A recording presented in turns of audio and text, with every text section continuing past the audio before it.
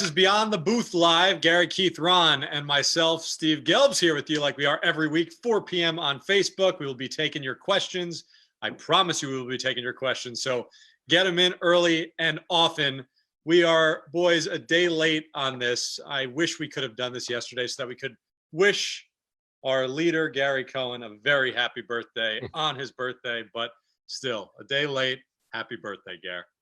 Thanks, Steve. It's nice to be a year older in quarantine. Any big plans from yesterday? Anything? Any big Zooms? Anything like that? Well, no, there were a lot of phone calls and a lot of texts, which was nice. And most importantly, my lovely wife, Lynn, got me a cannoli cake, which was just spectacular.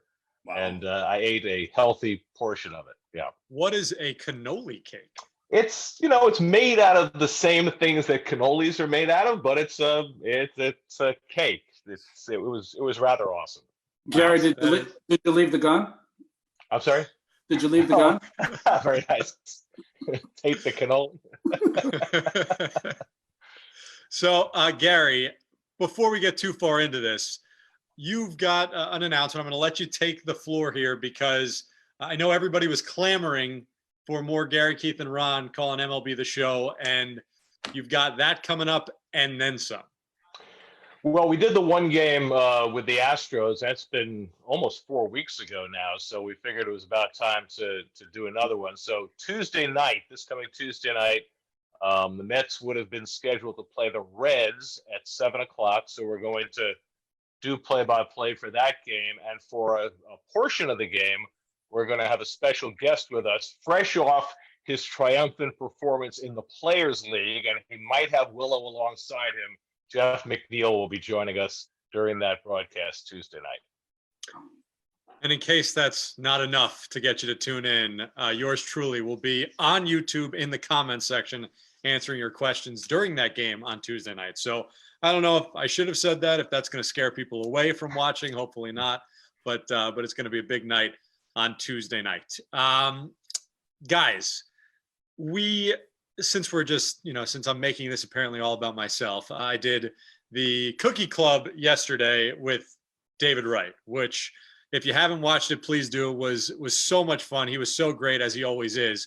But I thought it would be a good jumping off point to talk to you guys about David Wright from really the start of his career on, because for the most part, you guys got to cover the entirety of a very, very, very special Mets career. So, Gary, let's just keep it with you to start. When was the first time that you recognized, okay, David is not just going to be a great player, but he's going to be a special, different type of transcendent player for a franchise, for this Mets franchise? By the way, generally when I run the show, I let my partners talk, at some point during the broadcast. So, you were there from the very start. That's the only reason why. You were there from the very start of David's career. Just a little after. So that's why we went with you first. Right. Well, David came up in 2004, and it really did not take long to figure out that he was the real deal. Of course, we've been hearing about him for a couple of years. He was a first-round draft pick. He rocketed his way through the farm system as a high school player. And, he was barely 21 years old when he came up. But it was clear very quickly that he belonged. He hit for average. He hit for power. He was, he was there for about 2/3 of the year in 2004. And he set down a benchmark for what you could expect. And then when he came back for his first full season in 2005, he was even better. And, it was not long after his arrival in the big leagues that you realized that the Mets were going to be set at third base for a very long time to come. And he fulfilled that promise year after year, at least for the first portion of his career. Ron, what about you? What are your early memories of David? Well, my early memories, remember the first time I ever really saw him play was in 2006, the first year we broadcasted the games, and that team was very special. David was very special in the middle of that lineup. But I don't know, I guess I have a little different perspective on David because, I saw that amazing 2006 season. And then after that, a lot of tough times for David with injuries and other things. And I don't know. I have great great feel for him, because I always think, you want to judge athletes not when they're at their best, but when they're going through the tough times. And he might be a better person than he was a ball player, because of all the things he went through. He never lost his smile, never lost his charm, never lost his love for the Mets. And I think more importantly, he never lost that class act that he is. And that takes a special person, especially when you've gone through so much. Yes, he had an amazing Mets career, but we're still thinking every once in a while, boy, what could it have been if he hadn't gotten hurt?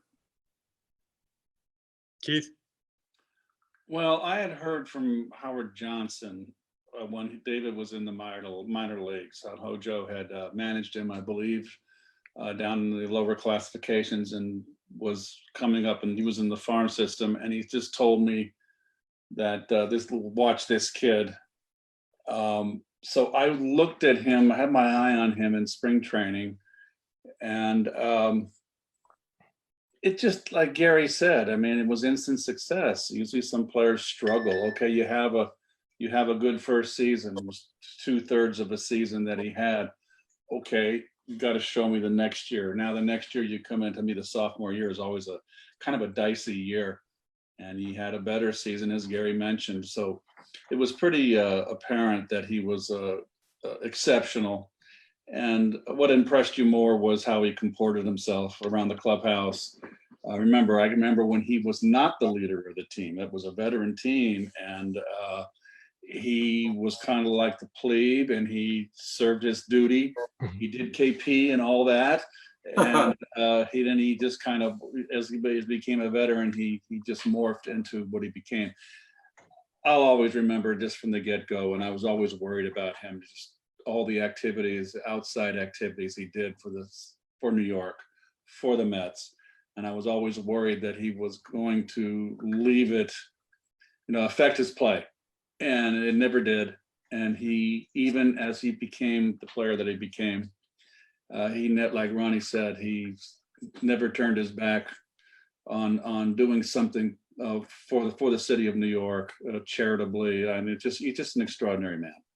Steve, there was so much to like about David early on in his career, but it comes to mind,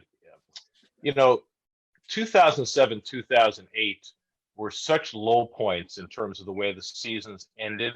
But if you go back and look at those Septembers, David Wright was spectacular in both of those Septembers as the team was melting down around him for different reasons in 07 and then in 08. He did everything he possibly could have done to carry those teams. And, the team came up a little bit short. But I think somehow, even more impressive than what he did in 06 when he had a fabulous year and the team was at its best, was the way he played when they weren't at their best in those two stretch drives. And I think that, as much as anything else, established the credentials that would lead to him being named captain. So to that point, you mentioned being named captain. Fair or unfair, everybody seems to be talking about, is Pete Alonso now the next David Wright type? And I think we're all in agreement that it's far too soon and far too much to put on someone to say, okay, especially now in year 2, Pete Alonso is going to be the captain. But we spent so much time last season highlighting how, as a rookie, Pete Alonso had essentially ascended in that clubhouse to become a team leader. Keith mentioned David, because of the group, and it was such a different group, with such a veteran-laden group, being kind of the plebe when he was young and coming up. Were there signs at the very early stage that he would become the leader he became, not just the player he became? Without question. And it's interesting because it didn't happen as quickly, because it's not just that it was a veteran clubhouse, it's that the culture in baseball has changed a lot in the last 15 years. In 2004, there is no way that a rookie could have come into any big league clubhouse and taken it over the way Pete Alonso did last year. And David was very deferential, which is what he needed to be at the time. he carried Cliff Floyd's luggage for that entire 2004 season, and I think into 2005 as well. But it was obvious from the day he arrived that he had those qualities. And I always talk about his initial press conference when he first got called up, when it was just so clear that he was in command in an authoritative but humble way, the way you saw throughout his career, even as a 21-year-old. But that conversation about him potentially being a captain down the line started very, very early in his career. Not his rookie season the way it did with Pete, because again, times were different, but it started very quickly. Ron, why do you think Major League Baseball clubhouses have changed over what is a relatively short amount of time? Why do you think now the culture is such that a player like Pete Alonso could come in and do something that even someone like David Wright couldn't quite do, a decade and a half ago? Well, I think there's a couple of reasons. One, young players just won't stand for it. There was a time where the things that veteran players would put on your plate as a young player if it ever got out today, people would be shocked. We're watching a little bit. I don't know if you guys have been watching The Last Dance with Michael Jordan, but some of the things that Michael would say on the practice court, people that are young can't even understand that would even happen. And I heard things probably 100 times worse than that as a young player. And I think second is, why do the young players not put up with it? In Keith's day, in my day, you were the best player in your little village or hamlet or town. These guys are playing with the best players in the country in these travel teams. And they are used to the stardom. They're used to the travel. They're used to growing up early. They're used to being ready to go at 20, 21 years old. And I think they're more confident, I guess, than we were at our time. If I came into a clubhouse and Tom Seaver said, go clean the garbage, I would have cleaned the garbage. That's simply how it went in those days. And I think younger players just would not do that today. I think social media has had a lot to do with it too. These new players, this generation of players have come through with their lives on the computer and social media, and I think that has an effect on this. I grew up in the Gibson clubhouse, but thank goodness he never had me carry luggage or dress. Some people have them dressing in female clothes. I don't think I'd have been kosher to that. I'm glad that didn't happen to me.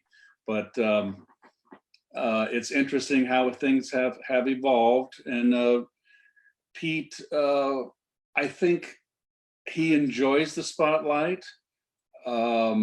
He does play to the camera. It's obvious that he does.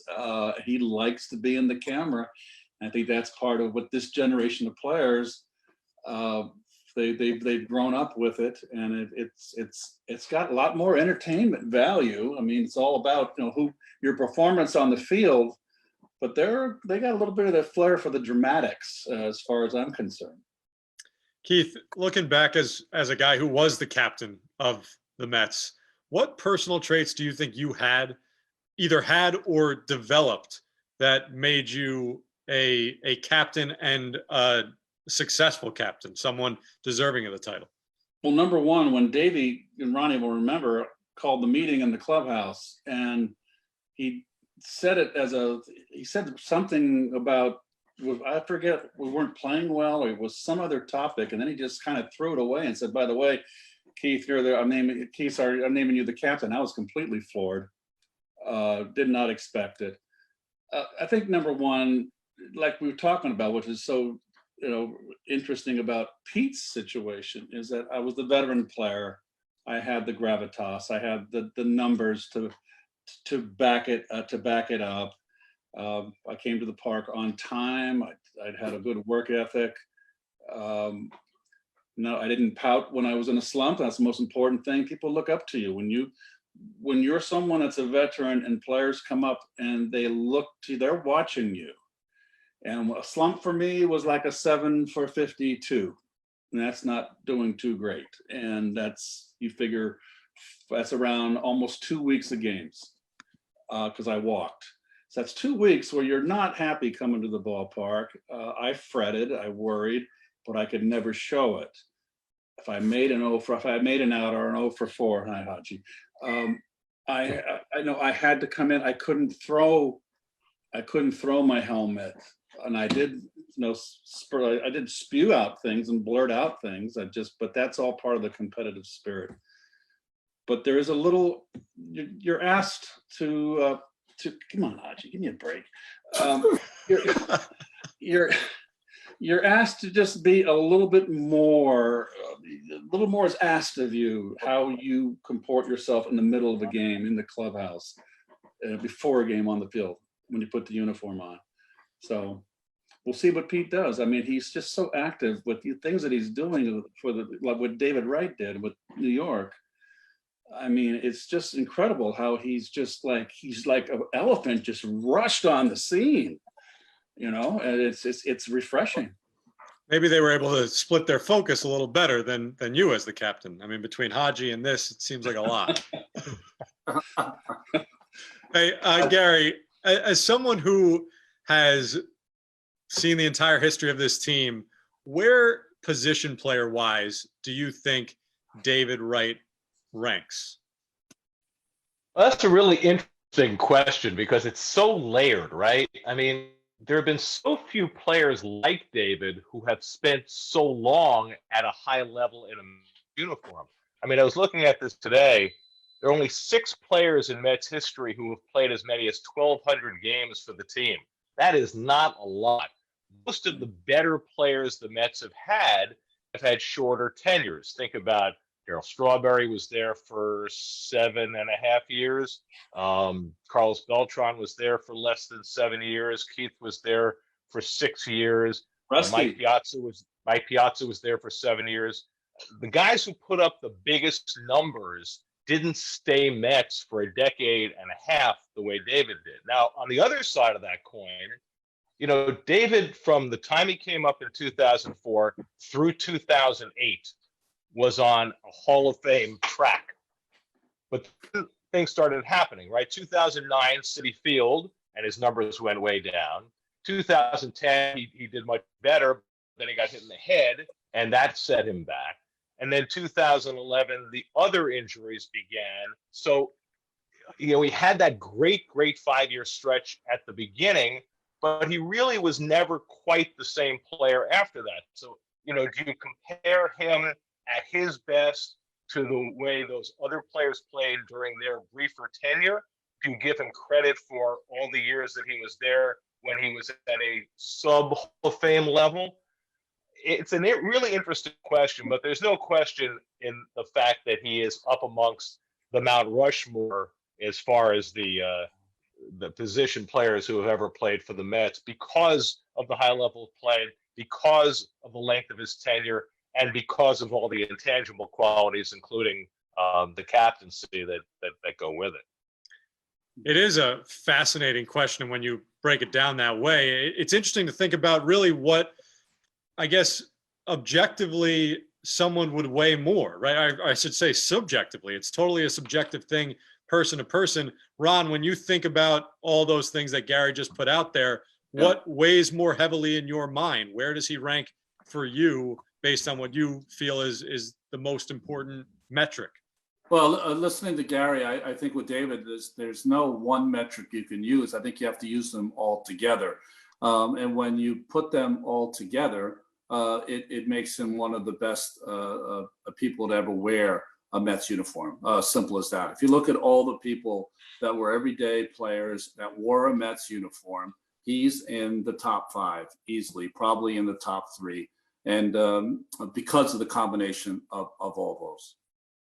So Gary brought up those first 5 years and how he was on a Hall of Fame trajectory at that point before numerous things happened that derailed it. We have a fan question from Emmanuel who asks the question, without the injuries, do you think he would have been a Hall of Famer? Keith, I mean, again, it's an almost impossible question to answer, but do you think that if he was relatively healthy throughout his career, Wright would have reached that type of peak? I'll answer it a different way. I think if he never got hit in the head, he would have been in the Hall of Fame. He was never the same after he got beamed at Shea Stadium when he got hit. He just had he got clobbered. And I just felt he was never the same. He had a hard time with the outside corner from that point on. I think Ron and Gary would agree. So if you take away that unfortunate beating, he might have been able to find a way to adjust with the injuries he had, even as severe as they were. You never want to have a back problem. But, the overcoming mentally getting hit in the head like he was, it's very, very difficult. I can't relate to that. Well, I was going to ask that question. If you could relate to it on any level, has there ever been, either for you, Keith, a moment where something happened on the field where it took you a little bit to get back in the box, or Ron, on the flip side, any sort of, a comeback or anything like that where mentally it was a challenge to get back over? Well, I know for me, I got hit in the head, in fact, as a hitter, as a pitcher. I don't know why anyone would want to do that. But I remember Tim Raines in Montreal hit a comebacker that hit me in the shoulder that I never saw. And I remember the next pitch I had to throw, I forget who the hitter was. And when I let it go, I kind of recoiled. And the first thought that came to my mind, well, that's not going to work. You can't do that. And then the next pitch, I was fine.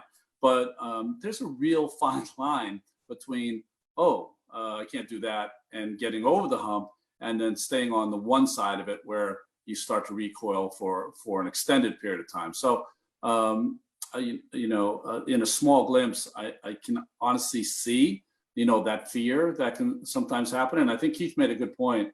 When Matt Cain hit David, remember that a big part of his game was his ability to handle the ball on the outside part of the plate and drive it over the right field wall, drive it to right for hits. He was coast to coast, gap to gap hitter, and he became less of that. But, to answer the question, that's why the Hall of Fame is the Hall of Fame. You got to do all those things. You got to hit 300, you got to hit 500, you got to play in 150 games for 10 plus years. That's why it's very difficult. And there are a lot of players you can say that about. I remember when Moises Alou came to the Mets, you looked over his career and how spectacular he was, and thought, wow, if this guy had not had the severe injuries that he had, he was a Hall of Famer. You think about Don Mattingly and the back problem that derailed him. There are a lot of guys who you can say that about, but there's no question that David Wright, for that 5-year stretch, was on that trajectory. And if the stuff doesn't happen, then certainly he would have had a shot at it. I go back to my childhood. Tony Conigliaro was a guy, who got beamed on his way. So I don't want to veer too far off track, but this conversation about getting hit by a pitch, about the comebackers and the mental toll it takes, reminded me of something that I actually don't think I ever told you guys. It was the first weekend I ever did a series filling in for KB in 2014. And John Lannon was on the Mets roster at the time. And I can't remember exactly what the scenario was, but somebody was coming back from having just gotten hit in the face with a comebacker, and Lannon had that happen to him a couple of years previously. And so I pursued that story. I wanted to hear how difficult it was to overcome mentally. And John Lannon, it was probably the first or second conversation I had in the Mets clubhouse. He got really upset with me and said that he always tries to forget about that when he has to go out and pitch. And I just put it back in his mind. And I actually was really a little bit shaken up. Like, I didn't know what was proper to ask, not ask about, but I remember that distinctly. It was like my first or second day on the job, and he had that reaction. So clearly, even though it was years back, he still had issues if it popped into his head. Welcome to the big leagues, Steve. Yeah, seriously. Reminder, we are taking fan questions. We just took one, so keep those coming in. Really quickly, guys, before we move on to something different, we started this last week, going through a game from the past that we're going to talk about and break down our memories of. I just wanted to get this topic out there from Keith and Ron. When you look back at your career, who was the most, let's say, influential either manager or coach throughout your major league career? Go ahead, Ron, you go first.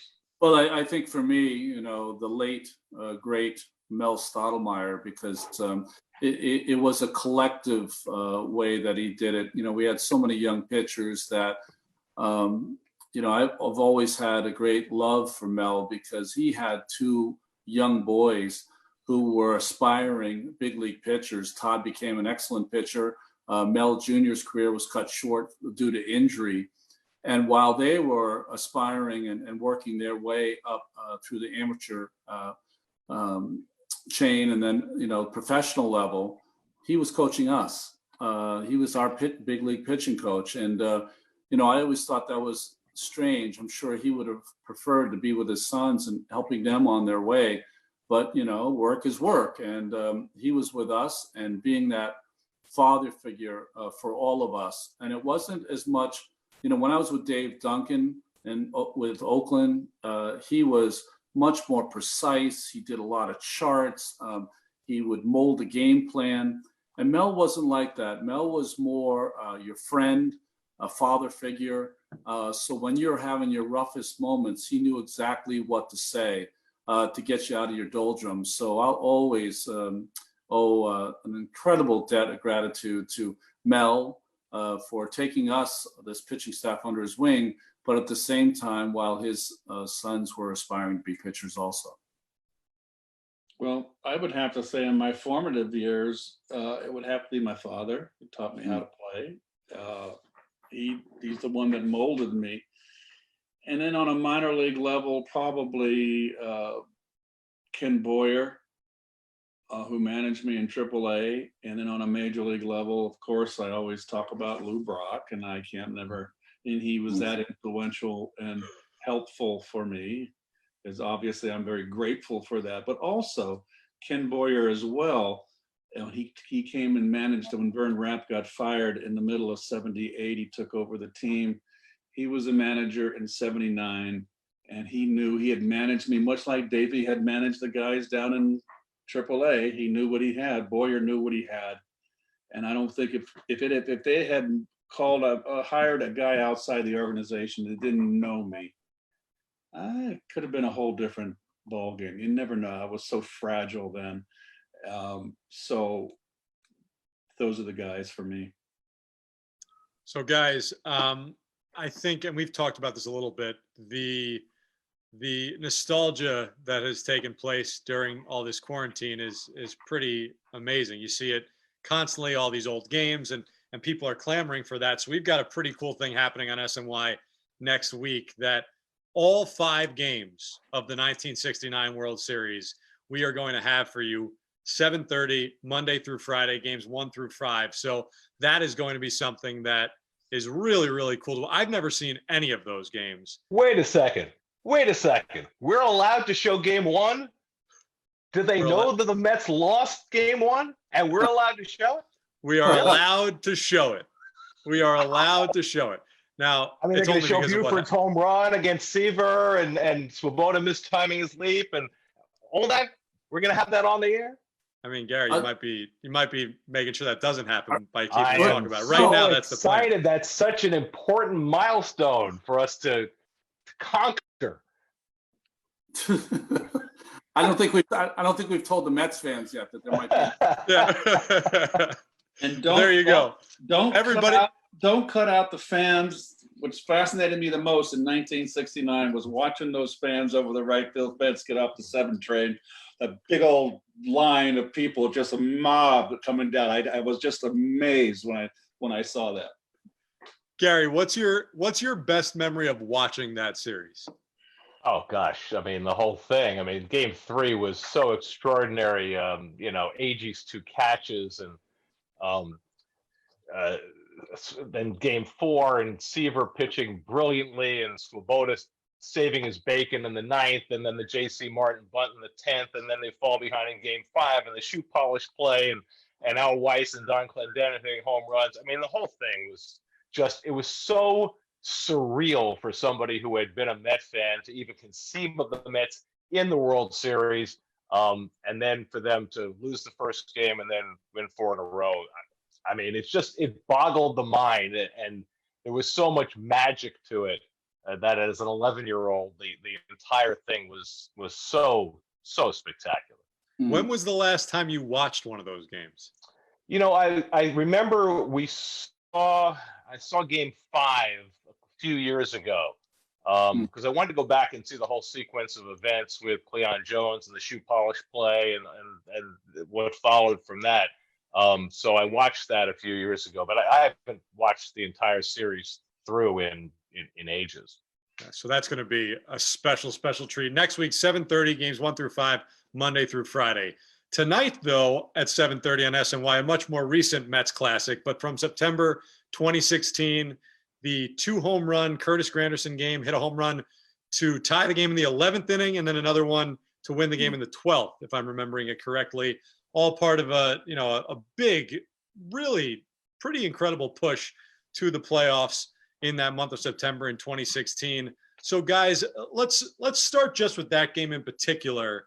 What you remember about that game, that night, and everything that was, going on with the team around those moments. Ron? Well, I think that, after, I can never call 2015 a disappointment. I'm sure fans feel differently, but, the way they came back and got to the World Series, and it was just an amazing year, the Murphys and sweeping the Cubs and all that. So I just thought it was an amazing year. And sometimes the hardest thing is to repeat, right? And I remember on my birthday, I have a birthday in August, I was looking at the Mets record, and I think they were a couple games under 500 that late, and then they made that incredible run, and of course got all the way to wildcard game. So it was, that game was one of many down the stretch that the Mets started to get that magic going that every team needs to get into the postseason, and Curtis was a big part of a lot of comebacks in a Mets uniform, and no bigger than that night. And Ron, I went back and did some research because I remember exactly where we were when it looked like the season was over. We were in San Francisco, and they had just gotten destroyed by the Giants in the second game of a 4-game series. It dropped them to 60-62. That was after August 19th. They were closer to the Phillies in the standings, who were awful that year, than they were to a wild card spot. And then out of nowhere, really, they just turned it on and went 27-13 the rest of the way. Gary, before we get into with Keith, just that entire stretch, do you have any specific memories of that night, those calls with Curtis Granderson? Well, Ronnie had made the point earlier that day, Jacob deGrom had been shut down for the season. Remember, he had the elbow nerve issue. He had to have transposition surgery. So, that was obviously a huge blow. And it was Seth Lugo who started the night for the Mets. He was a regular member of the rotation over that great 27-13 stretch that you mentioned, the last month and a half of the season. But, Lugo was never allowed to really go deep into games. I think he threw 100 pitches once during that stretch of starts. That was his rookie season. So he only went 5 innings that night, which put a lot of stress on the Mets bullpen. They had to go very deep into the pen. And in fact, after Granderson hit the tying home run, I think it was Byron Buxton who homered on the top of the 11th off Hansel Robles. And then Granderson led off the bottom of the 11th with a home run. And the Mets threatened to win it. I think they loaded the bases, but came up empty. And they had to go to Josh Edgin, who had pitched very poorly up until that point, to hold the fort in the 12th. And then Granderson at the walk-off in the bottom of the 12th. So they were really stretched that night. But that was a period of time when a lot of things went right for them. And I think it's important just to remember how important Curtis Granderson was to those teams, and particularly that year. He was such a terrific leadoff hitter. He hit 30 home runs that year, and he was a linchpin of that team's success. And I don't think they get to the postseason that year. And the one other thing about that game, that's the game when they caught the Giants in the standings for the number 1 wild card spot. So they wound up, and 2 weeks later, getting home field. Not that it wound up mattering, but that was part of that push, and that made that a huge win. Yeah, and that game-winning home run was the Mets' 201st home run of the season, which broke the team record that was set in 2006. By the way, one other point about that, Curtis Gregson hit the game-winning home run against future Met Ryan O'Rourke. Yes, that's what I saw. Right when I was researching it, that was the first thing that I saw today. Steve, so when you were researching, did Hansel point in the air on the Buxton home run? Of course he did. That was the only thing I didn't need research on. I remembered that. Hey, Keith, forget about that game for a second and just looking back on that entire run. Everybody likes to talk about 2015, and justifiably so because of where that ride ended up. But to me, it was almost as impressive, if not maybe even more impressive, that 2016 team made the push that they did. What are your memories of what is really somewhat of a lost season, a lost push to the playoffs when people look back on, the mid 2010s? Well, to be frank with you, Steve, I don't have much memory of 2016. I really don't. And I do remember Curtis's home run, and I believe he pulled it. What sticks in my mind that season was the incredible season that Bartolo Colon had again. Aging veteran, leading the team again in wins. He pitched the night before. He threw 7 shutout innings and beat Minnesota in the first game for his 14th win, I believe, at that time. It was just incredible what Colon was doing with a fastball that looked like it was served on a platter for all the hitters. And for him, how he pitched, I just marveled at that. So my fond memories are Colon's pitching. It was just extraordinary what he did at his age. And he was in better shape than he looked. I mean, I watched his workout a few times. He was very strong in his legs. He could go 9. So that's my memory of that season. To me, I mean, the seasons run together now. We've been at this, we've been 15 seasons now, and I've been doing it since 2000. And plus all the years that I played, they just kind of all run together, except, the 2015 you'll always remember. Why do you think that is, Ron? Because I would agree, and I said it's kind of a lost season. And, theoretically, it shouldn't be. I mean, they made the playoffs. They had some incredible moments down the stretch there. Why do you think that team somewhat gets lost in the shuffle? Well, I think part of it is 15. I think also when you think of wild card teams, think about if the Pittsburgh Pirates, through their nice run, would have won those 2 wild card games instead of losing those 2 wild card games. We would think of the Pittsburgh Pirates in a different way than we think about them now. So, that wild card game, for whatever reason, the team that loses it gets wiped off the face of the postseason earth for whatever reason. And it's too bad because, Noah couldn't have been any better. I think he had 10 strikeouts and 7 innings of work. It's just, they went up against Mad Bum. And was it Gillespie? Connor Gillespie. Yeah, ended up with was it a 3-run home run or something crazy? Into the bullpen. Yeah, I mean, I was working on the other side of the world at the same time. So, but that came out of nowhere too, just like, the Giants, they had that magic. A lot of good things happened for that team, though. There were a lot of fun stories on that team. None bigger than T.J. Rivera.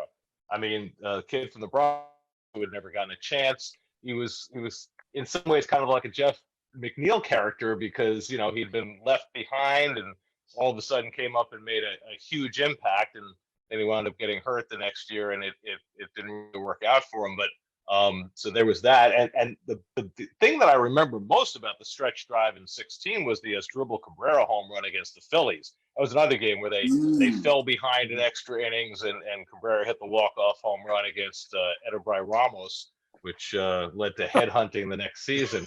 But there were great moments, but I think Ronnie's right. I think when you lose a wild card game because of the way that the format is with a one and done, especially if you get shut out in the wild card game, it's almost like it never happened.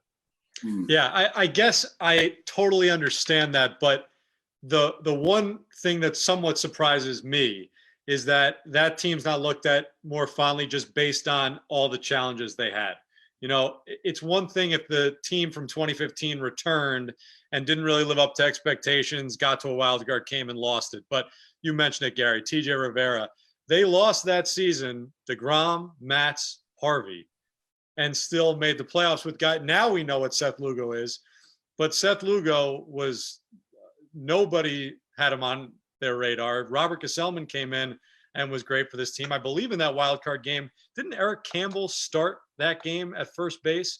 So this was, this was a team. I think Ty Kelly had a hit in that game.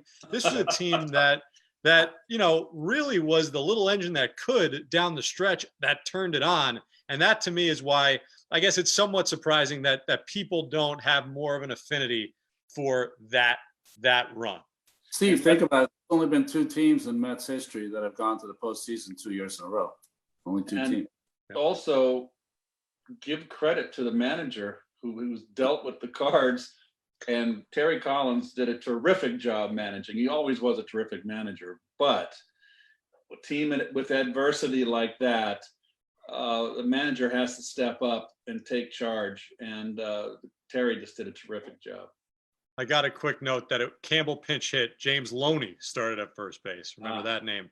Okay. Let's follow up on Terry. Which is surprising because, Loney against the left-hander, right? With Bumgarner starting. That's a little surprising. Huh. With Terry, you guys saw his whole managerial career and even the years where they didn't make the playoffs. He was so impressive keeping the group together and making sure that they kept playing hard.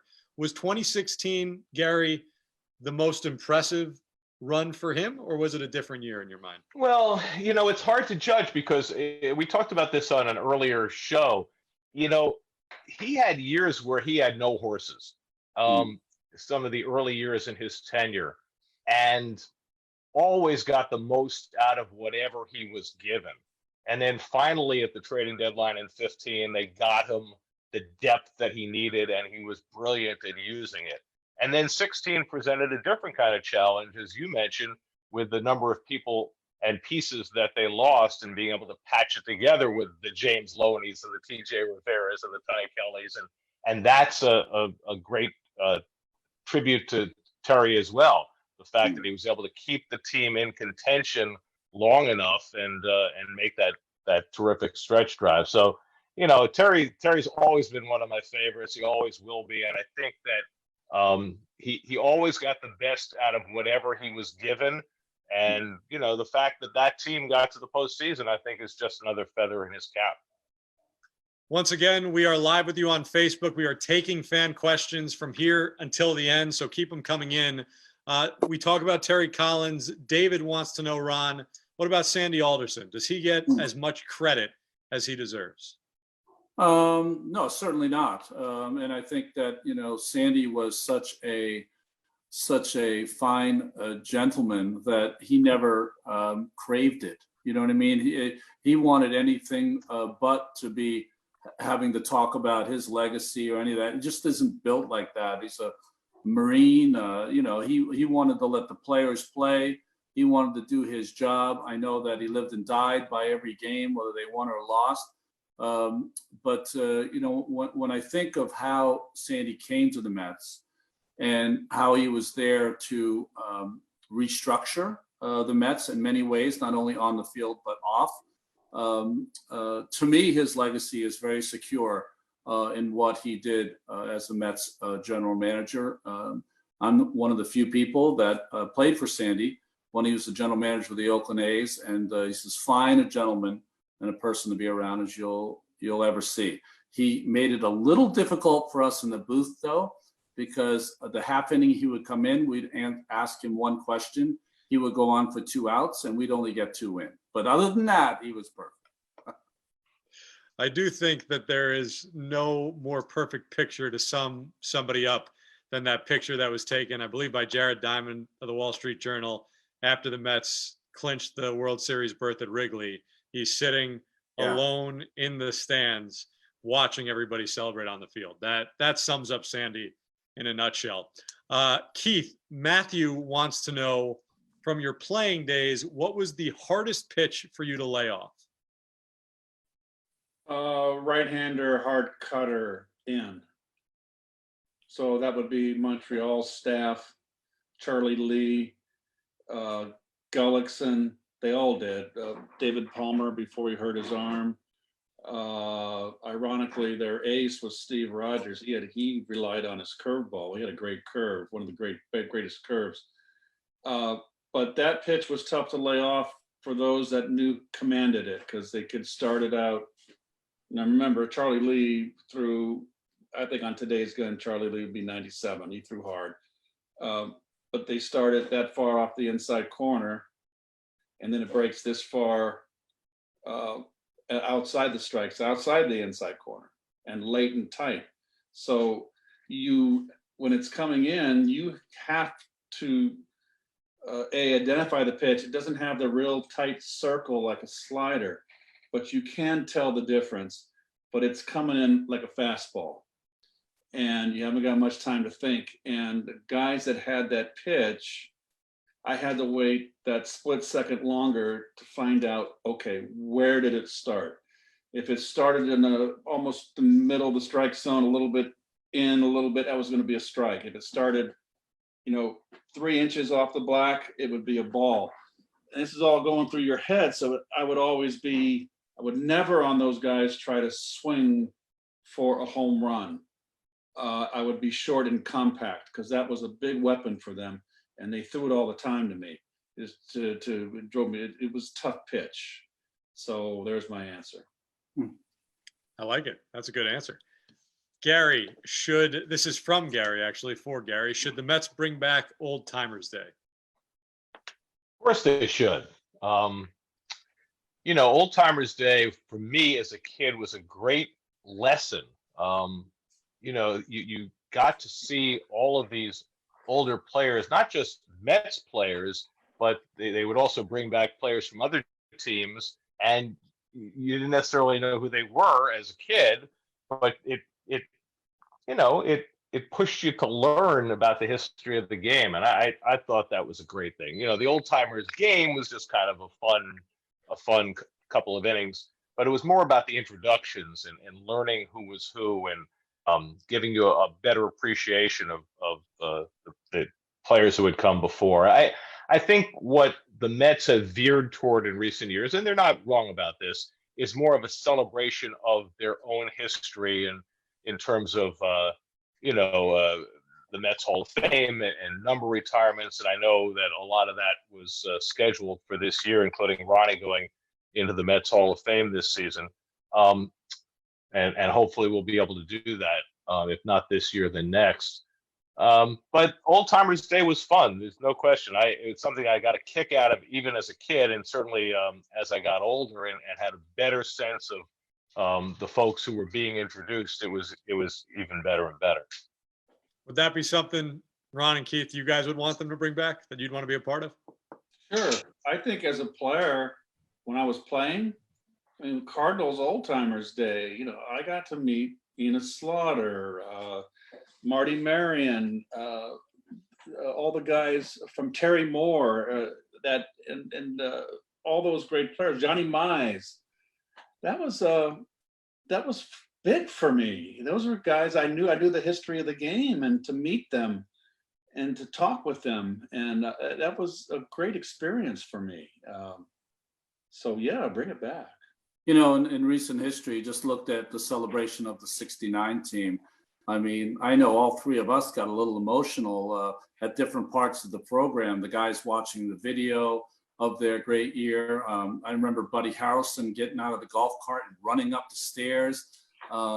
He's had a tough last couple of years. So just being around those guys, if you are a fan of baseball, you're a fan of its history. And when you get to meet those guys that threw down, just like you did, you have an amazing respect for them. So, Ron, this is a little story time now from you, okay? Somebody... I have a 4-year-old. I do. We saw him right before this live stream started, and you said, hey, Daddy's got to work now, so I know he's not in the room with you, so you can talk, okay? we've got a picture sent in from Jeremy, the infamous Kings of the Hill motorcycle picture. Oh, okay. geez. And he wants to know the background for how that came about, how that photo shoot happened. Well, in those days, you made a lot of bad decisions about branding yourself.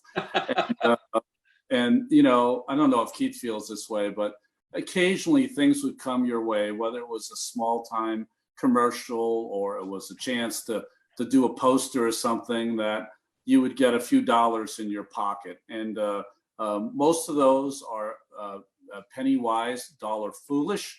And that one might be one of those, but it was so much fun. And a lot of us did ride motorcycles, so it was really appealing to be in it. But we should have probably wore some shoes. I think some of the guys, including myself, are barefoot in the shot. Hey, listen, when I look back on it, I think to myself, how silly. But at the time, it made a lot of sense. Steve, how does that one compare with the David Wright, Jose Reyes GQ picture that you showed yesterday on the Cookie Club? This is significantly better than that one. I think David would agree with that as well. This is significantly better than that one. How come Doc didn't have to get on a motorcycle? Well, Doc is Doc, my man. I mean, Doc is the king of the hill. The only thing I can equate it to, didn't the Giants, before their Super Bowl, take a shot on a boat or something? Yes. That's kind of the same place. And they had a lot more time to maybe get it right, and they did not. So it still happens. Was there a ringleader? Because to Gary's point, one of the things that David said during the Cookie Club about that infamous GQ shoot is he goes, I am not wearing that. There is no way. And Jose Reyes said, come on, man, we got a chance to be in GQ. You've got to do it. You've got to do it. David said he did it and immediately regretted it. Was there one of the five here in this photo that was really into this and pulled everybody into the shot? Yes, it was. He was one of the bigger players on the team in those days. His name was Mead. No, it was a guy that used to put things together for the players, and he's the one that really pushed it hard. And as they said, the fish were biting. All right, a couple quick more before we go. Your go-to quarantine snack, Keith. This is from Eric. Oh, chorizo sausage. Sliced. I've been all over it like a rash. Ronnie? I'm in Florida now, guys, with my parents. So smoked trout dip with the club crackers. That has been the one with and jalapenos. So the club cracker, fish, trout, smoked dip on top with a couple jalapenos. That's been hard to stay away from. Gary, aside from the cake, aside from the cannoli cake, what do you got? Well, that was a one-shot deal. The Yasso mint chocolate chip yogurt bars. Those are pretty awesome. So you ready for this? For me, I'm embarrassed to admit this, but my wife ordered a ton of stuff in bulk. And as a joke, she said, oh, look, they have these like mozzarella sticks, like when you were a kid. I'll get some. I said, sure. She got 10 pounds of them. And so I feel obligated to knock out like 5 or 6 a day. And, you know, it feels great on the way down, but the rest of the night, I feel horrific. So I'm basically like, I'm 11 years old again, just knocking out mozzarella sticks every day. You can afford to do that, Steve. You're a few decades younger than we are. Right. Yeah, but we're ticking up there. Not too much longer. All right, fellas, this was great. Once again, Tuesday night. Let's see if I can get everything correct before we sign off. Tuesday night, 7 o'clock. That is going to be the MLB The Show that Gary, Keith, and Ron are calling with Jeff McNeil on that broadcast, and I will be in the YouTube comment section talking with all of you as you watch it. So that's Tuesday night.